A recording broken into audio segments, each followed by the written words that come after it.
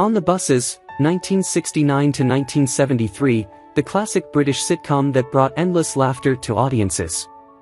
But behind the bright lights of the stage, the real lives of its beloved stars were far from the cheerful world they portrayed on screen.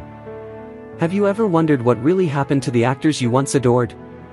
In this video, we uncover the heartbreaking truths about the cast of On the Buses, from horrific accidents to brutal battles with illness, from family tragedies to shocking and untimely endings. The faces that once brought joy to millions faced struggles that were anything but comedic. Join us as we delve into the untold stories, the hidden sorrows, and the haunting final moments of these stars. This is an emotional journey into the harsh realities behind the laughter. Anna Karen, born in 1936, became a household name as the bumbling yet endearing Olive Rudge in On the Buses. With her thick glasses, dowdy clothes, and hapless demeanor, she brought comedic charm to the role, but her off-screen life was anything but amusing. Born Irene Smart in South Africa, she moved to the UK to pursue acting, struggling in minor roles before landing her big break. Though she found steady work in television, including a long-running stint in EastEnders, tragedy seemed to follow her. Her personal life was marked by heartache. She endured a tumultuous marriage to actor Terry Duggan, known for his work in comedy. While they stayed together until his passing in 2008, their relationship was riddled with financial struggles and industry pressures. In 2022, a devastating house fire in her London home claimed her life at the age of 85. The circumstances were harrowing. Trapped inside as the flames engulfed the building, she perished in what was described as a tragic accident. A life that had brought so much laughter to millions ended in unimaginable horror. Bob Grant, born in 1932, was the mischievous and womanizing bus conductor Jack Harper, a role that made him one of British television's most recognizable faces. His quick wit and cheeky persona masked a deeply troubled soul. After On the Buses ended, he struggled to find substantial roles, with his career gradually fading into obscurity. He battled severe depression, exacerbated by financial difficulties and a lack of steady work. His personal life was equally fraught. Though married to his wife Kim for many years, his mental health issues cast a long shadow over their relationship. The downward spiral led him to attempt suicide multiple times. In 2003, at the age of 71, he took his own life by carbon monoxide poisoning in his car. The discovery of his lifeless body in a garage was a sobering reminder of the harsh reality faced by many actors who struggle once fame slips away. His death was a tragic end for a man who had once been the life of the show but ultimately couldn't escape the loneliness and despair that plagued his later years. Ursula Mohan, born in the 1940s, played Joyce in 7 episodes of On the Buses between 1969 and 1972. Unlike many of her co-stars, she managed to sustain a steady acting career, continuing to work in television, theater, and film well beyond her time on the sitcom. A talented stage actress, she found critical acclaim in later years, particularly for her work in Shakespearean productions and dramatic roles that contrasted sharply with her early comedic performances. However, her personal life was far from smooth. Her marriage was tumultuous, marked by long periods of separation due to work commitments, and the pressures of balancing a career with family life led to emotional struggles. While she remains active in the industry, the unpredictable nature of acting has brought financial ups and downs, and she has spoken in interviews about the difficulties of aging in an industry that often favors younger talent.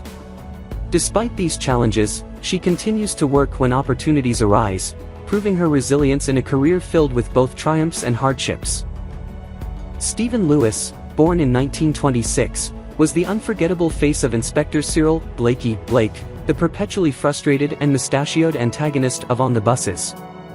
His signature catchphrase, "I hate you, Butler," became ingrained in British pop culture, cementing his place in television history.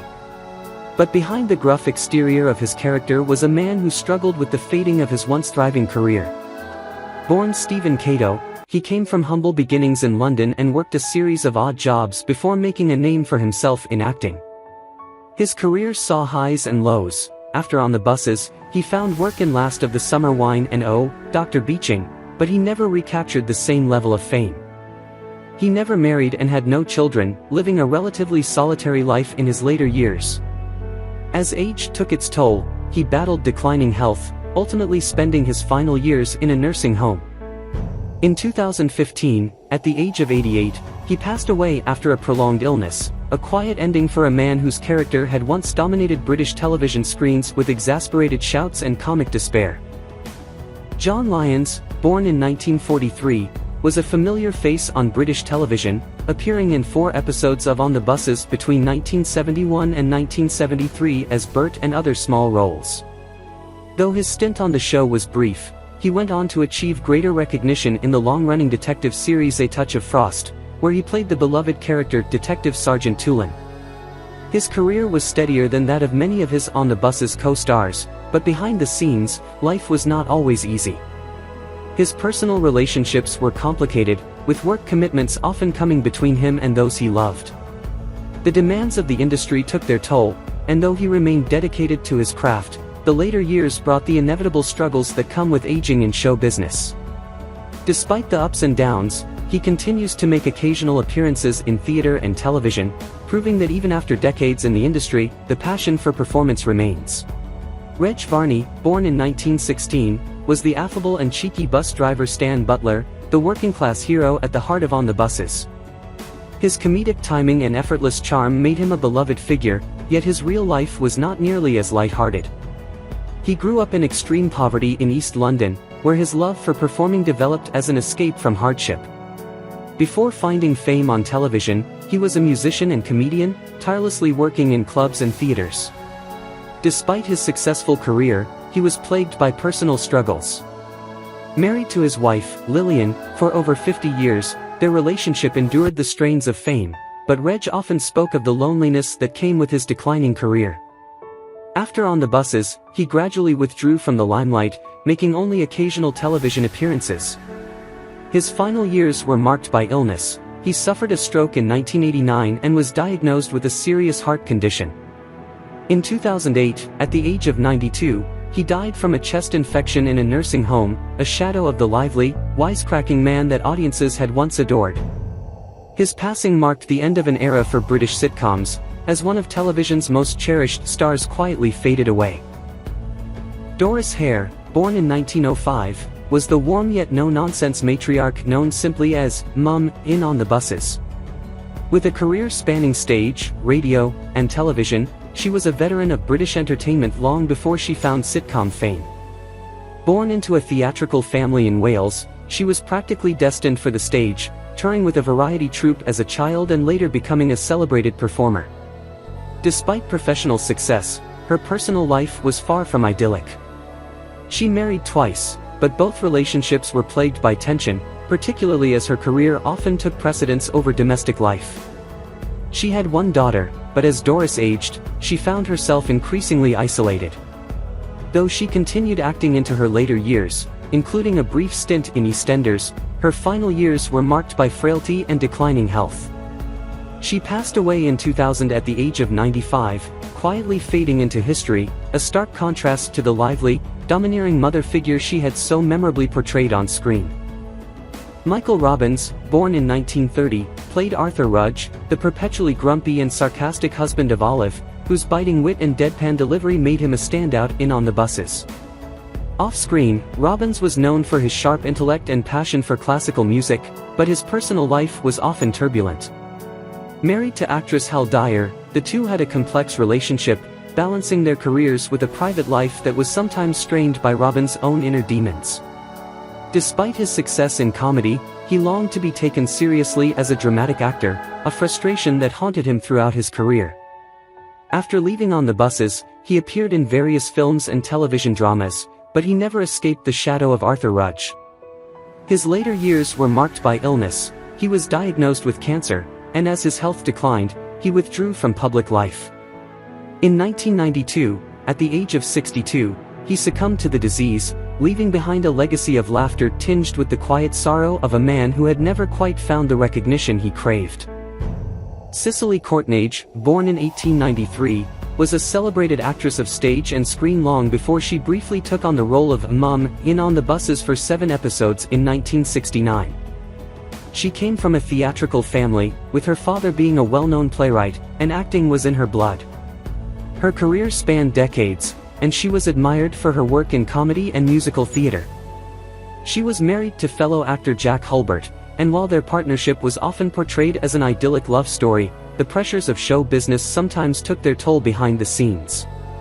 Though she enjoyed a long career, age gradually stole her spotlight, and she found herself increasingly sidelined by an industry that had moved on. Her final years were quiet and melancholic, as she faded into obscurity, living out her days in relative solitude. In 1980, at the age of 87, she passed away from natural causes, leaving behind a legacy of laughter, though few now remember the struggles she endured when the applause finally stopped. Michael Sheard, born in 1938, was a versatile character actor, best known for playing strict, authoritarian figures, including the no-nonsense manager in On the Buses in 1973. While his role in the sitcom was small, Sheard went on to have an impressive career, appearing in iconic franchises such as Doctor Who and Star Wars, where he famously played Admiral Ozzel in The Empire Strikes Back. Off-screen, however, his life was not always as commanding as the roles he played. Though married with children, he often spoke of the loneliness that came with being a character actor, recognized yet rarely truly famous, working constantly yet never quite securing leading roles. As he aged, the work became scarce, and financial insecurity loomed over his later years. In 2005, at the age of 67, he succumbed to cancer. His death was met with tributes from fans and colleagues, but it was a quiet end for a man who had spent his life playing figures of authority, yet ultimately found himself powerless against time and illness. Sandra Bryant, born in 1945, played Sandra in 4 episodes of On the Buses in 1973. She had already established herself in British television by that time, appearing in popular shows like The Avengers and Z-Cars. Though talented and striking on screen, her career never reached the heights she had hoped for. Off-screen, her life was marked by struggles. Her relationships were often short-lived and troubled, with heartbreak and personal disappointments leaving their mark. The unpredictability of the entertainment industry weighed heavily on her, and as the roles became fewer, she withdrew from the spotlight. In later years, she largely disappeared from public view, leading to speculation about her well-being. Whether by choice or circumstance, she remains a mystery, a once promising starlet whose fate is now largely unknown. What do you think about the lives, careers, and deaths of the actors from On the Buses? Who do you remember the most? Share your thoughts in the comments below, and don't forget to subscribe and turn on the notification bell to catch our latest videos.